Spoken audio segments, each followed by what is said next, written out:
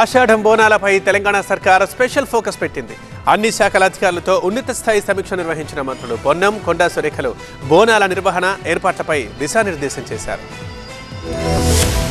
ఆషాఢ బోనాలకు హైదరాబాద్ ముస్తాబవుతోంది. వచ్చే నెల 7వ తేదీన గోల్కొండ కోటపై కొలువుదీరిన శ్రీ జగదాంబిక మహంకాళి అమ్మవారి ఆలయం నుంచి అంగరంగ వైభవంగా బోనాలు ప్రారంభం కానున్నాయి. వచ్చే నెల 7వ తేదీ నుంచి ఆగస్టు 4వ తేదీ వరకు ఈ బోనాల ఉత్సవాలు, ఊరేగింపుల సంబరాలు అంబరాన్నంటనున్నాయి. అయితే ఈ ఏడాది జరగబోయే బోనాల ఉత్సవాలపై తెలంగాణ సర్కార్ స్పెషల్ గా ఫోకస్ పెట్టింది. సీఎం రేవంత్ రెడ్డి ఆదేశాలతో తెలంగాణ అధికార పండుగను అంగరంగ వైభవంగా నిర్వహించేందుకు అధికార యంత్రాంగం చకచకా ఏర్పాట్లను చేస్తోంది. బోనాల పండుగకు 20 కోట్ల నిధులు విడుదల చేస్తూ తెలంగాణ ప్రభుత్వం ఉత్తర్వులు జారీ చేసింది. ఆషాఢం బోనాల నిర్వహణ, తీసుకోవాల్సిన జాగ్రత్తలపై అధికారులతో మంత్రి పొన్నం ప్రభాకర్, కొండా సురేఖ సమీక్ష నిర్వహించారు. తెలంగాణ దశాబ్ది బోనాలు ఘనంగా నిర్వహిస్తామన్నారు మంత్రి కొండా సురేఖ.